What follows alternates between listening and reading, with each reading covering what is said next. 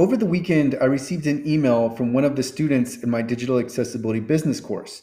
The email is titled Thoughts on Changes in the Law, and it reads in part: Hi, Kris. I'm curious if you've considered how the incoming US administration might impact digital accessibility laws, particularly regarding the tax credit and ADA related lawsuits. If regulations loosen, I wonder how that might affect the demand for accessibility reviews and remediation. Am I overthinking this? Cheers. So, as to the first part of this email, I literally had not considered the impact that the Trump administration would have on the legal landscape surrounding digital accessibility until I read this email. So, getting at the broader question in this email, am I concerned about the impact the Trump administration will have? No, not at all. Now, I can understand the reason why this emailer is concerned because if you'll recall, the last time the Trump administration took over for the Obama administration, the DOJ had been working on an update to Title III regulation for digital accessibility. They had been working on that update for literally years. And then once the Trump administration took over, that update was effectively shelved. So I can understand the reason for concern, but I don't have that concern. Digital accessibility is advancing and it's progressing, and it's not even just digital accessibility, but like really focusing on digital accessibility. It's not going away, and in fact, it's only going to become more prolific.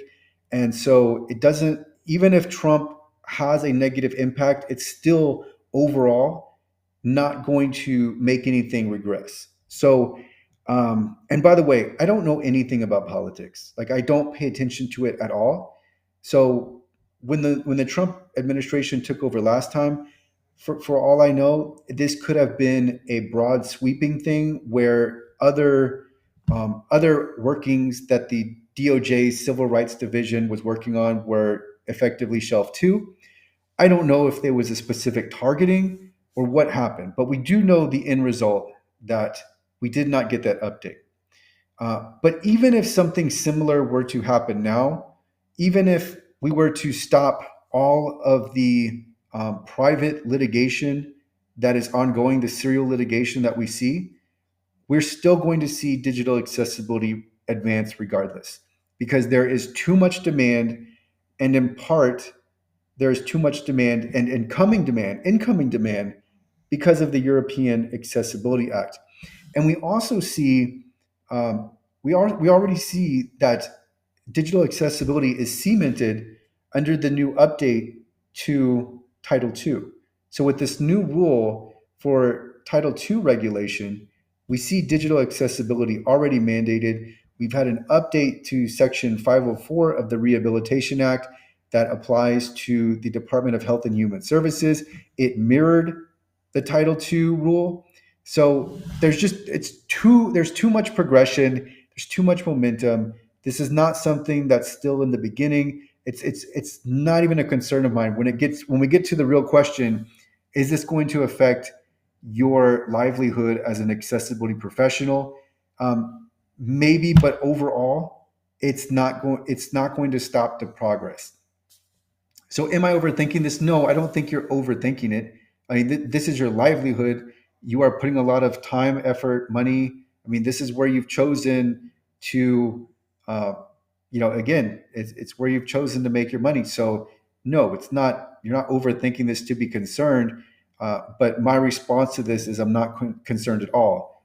I've done the same. I've invested so much into accessibility and building a business around accessibility, and I have zero level of concern. In fact, what you see from me is the opposite. I am all in. I've spent so much time on this and so much time just building out the information and resources to help people with accessibility and so many different facets of accessibility.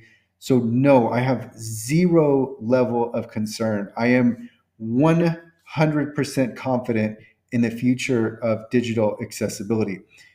If you have concern here, the concern would be eventually on artificial intelligence because we see it advance. Obviously, right now, it's still, even with the large language models, they still have difficulty even with logic, which is something I would expect for LLMs to excel at. So while LLMs are very advanced, very impressive, we still don't see the ability from artificial intelligence tools as they currently stand to take away a lot of this digital accessibility work. Now, artificial intelligence can help in certain spots, but they can't replace accessibility professionals. And I actually think that accessibility is more insulated than many other professions and sectors. So that would be, if you were to have a concern, that would be it. But the Trump administration is not even it's not even on my radar in terms of digital accessibility and getting clients. It's just not even a thought of mine. And this is in part, and I still, even if the European Accessibility Act didn't exist, I still wouldn't even be thinking about it. But the European Accessibility Act is very significant. So the European Accessibility Act um, is something that I am investing a lot of time into. And here I have a selection, an excerpt from the EAA, and it reads: the demand for accessible products and services is high, and the number of persons with disabilities is projected to increase significantly. So, all that's getting at is just that the European Accessibility Act really highlights the need for accessibility, and it also makes it mandatory for the 27 countries in the European Union to make their products and services accessible. So that's significant. And it's not only for digital accessibility, it's also for physical accessibility. So if you're concerned about business, let's say business dries up in the US, you could easily become a specialist in some sub niche of for the European Accessibility Act and absolutely thrive. This is going to increase market demand significantly. So the EAA applies to product manufacturers, service providers, importers, and distributors. So there is going to be a lot of demand here. So we're going to see even more need for consultants, for jobs, for people that, if you want to have a career in accessibility, you could have a career, service providers, training, workshops, the list goes on. The European Accessibility Act is going to result in a surge in demand. And what I perceive happens with these laws and their compliance deadlines is many of the covered entities wait until just a few months before the compliance deadline because they don't understand all that accessibility entails, and then they are trying to work on this as fast as possible, and they are desperate for help from accessibility providers. So this is what happens, but the compliance deadline for the EAA is in 2025. So they're already up against the clock, and many of the service providers and product manufacturers are realizing this. But I can tell you that there's a lot of people that are trying to work through this, and they need help. So there is going to be market demand, and there's going to be literally billions of dollars out there for accessibility professionals. So just a few more notes here. And then, by the way, I'm scrolling through a document and I've just got notes that I want to talk through. The EU is comprised of 27 countries. And by my count, there are 449 million people in those countries. And it's not only going to impact the countries in the European Union, this is going to impact this is like a domino. So the dominoes can include sellers that are selling inside of the EU because they now need to be concerned with accessibility. And so what I've done is I've created a YouTube channel at European Accessibility Act, and I just added my first video tonight. So my first video was an overview of the European Accessibility Act, because if you read through it straight, it's somewhat difficult to extract exactly what is required and obligated of the different entities. So I actually zoomed out and provided an overview. But the point is on this channel, I'm going to be posting more and more videos to help the entities covered understand exactly what the requirements and the obligations are. But this is also going to help anybody that wants to capitalize on the European Accessibility Act and become more familiar with the requirements and the obligations. That will help you uh, really become a provider in whatever fashion you want to be. Maybe it's just the fact that you're looking for a job and you're going to help these different uh, companies and organizations, help them with compliance. That could be it. It could be that you're going to sell to them, etc. But that these videos are going to be there, and they're really to help everyone just understand what the European Accessibility Act is all about, what is required, what are the obligations, and so that will be a resource. I will link to that channel in the description. And I'll be adding more videos in the coming days. I'm still going to be adding videos to this channel, but I didn't want to. This channel is really centered and based around the Americans with Disabilities Act and working through all of this serial litigation. And so I know that sometimes this channel encompasses more than just the Americans with Disabilities Act, but I wanted to have a channel dedicated to the European Accessibility Act because otherwise, it's real. This channel is just going to be swamped with all different types of videos, and I wanted to silo the EAA to its own channel. Also, I've created a page for EAA resources on accessible.org. That will be accessible.org/EAA. That link will be in the description as well. Currently, there's just an outline on that page, but I will be adding more resources. This is just something that I'm working through right now. And then I've also got the digital accessibility business course. I will link to this in the description. This is for those of you who want to get started with an entrepreneurial endeavor in digital accessibility. This course relates my experience and my recommendations after having worked in digital accessibility for over 7 years now. So I've now got a screenshot from the actual European Accessibility Act. And it starts with paragraph 25, and then it continues on to paragraph 33. So I'm just going to read a few snippets, and this is for effect. This is so you can extract the general message here. Paragraph 25. This directive should cover consumer general purpose computer hardware systems. Paragraph 26. This directive should also cover payment terminals, including both their hardware and software. Paragraph 27. However, certain interactive self-service terminals providing information installed as integrated parts, that's an exception. Paragraph 28. This directive should also cover electronic communications services. Paragraph 29, that's about harmonization. Paragraph 30, this directive should also cover consumer terminal equipment with interactive computing capability.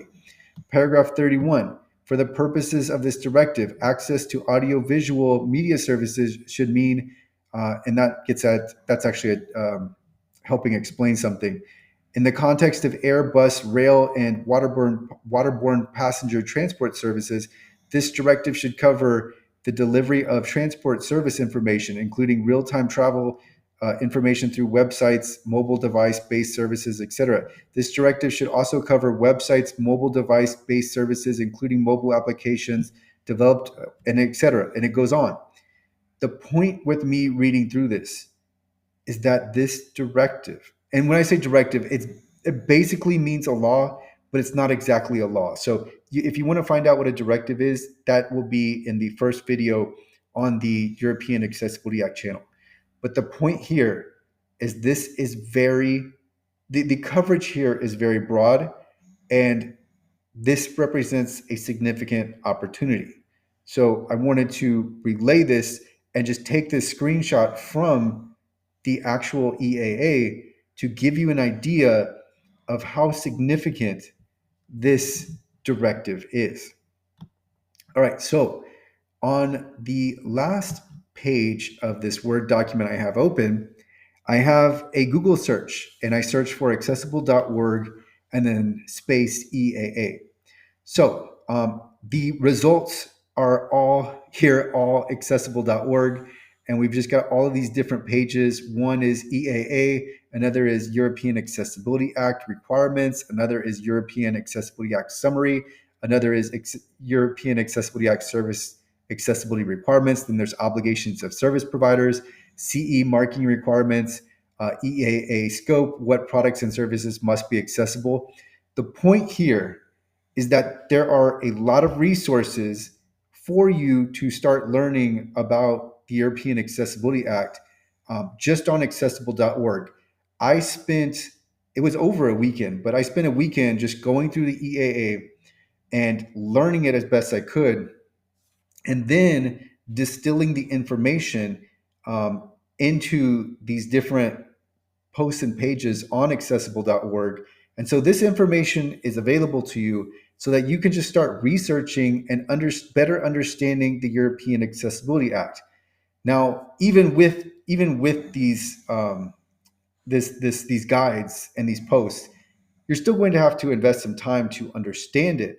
But now you have a really good head start, and you will understand more than 99.99% of people on the European Accessibility Act. And by the way, most digital accessibility companies don't really understand this beyond just the act requires accessibility. And so some of the write-ups you'll see are just European Accessibility Act, you must make products and services accessible, and they don't really go too much more in depth.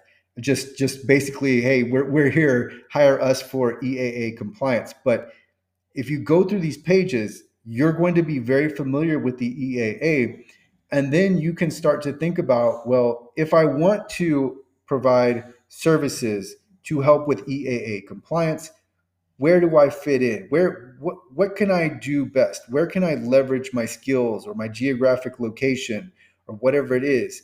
So you can start to wrap your mind around, well, maybe I want to look into the European Accessibility Act and help these organizations with compliance. Maybe that's something I want to do. There's so many avenues for someone to carve out their own niche or create their own career around digital accessibility. So I wanted to bring this to your attention. It is something I'm working on right now, and you will find more videos from me in the coming days on the European Accessibility Act. I won't be talking about it. I don't anticipate too many videos on it on this channel. It's mostly going to be on the other channel, but you will find it on accessible.org. You will be able to read through several different guides and posts with really in-depth information, extracting that from the various articles and sections in the European Accessibility Act, and really just I'm trying to make this as easy to understand as possible. But while you're researching this, again, you can start to formulate maybe just, do I want to help with the European Accessibility Act? Is this something I want to invest in, or is this something I want to avail my current business of? So maybe you're already in digital accessibility, and maybe you decide, yeah, I do want to add the European Accessibility Act to my portfolio, because for the vast majority of people who are watching my channel, this is going to be something where your what you need to be aware of and what you need to do is not might not even change. It just might be applied in a different scenario or a different circumstance. But we know that digital accessibility doesn't change. We're just applying the different principles in digital accessibility in different scenarios. So with the EAA, one other idea here is maybe you want to look into physical accessibility, because the demand for physical accessibility is very strong as well. So there are so many opportunities here. Just it's it's nonstop, and so that's really what I wanted to bring forward to you in this video. So I'm going to link to the resources that I've mentioned in this video. I will link to those in the description. And I'm trying to think if there's anything else that I forgot.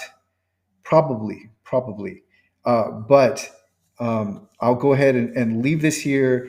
And then so look in the description for most of these different resources that I've covered. And then, of course, if you have any questions, just let me know.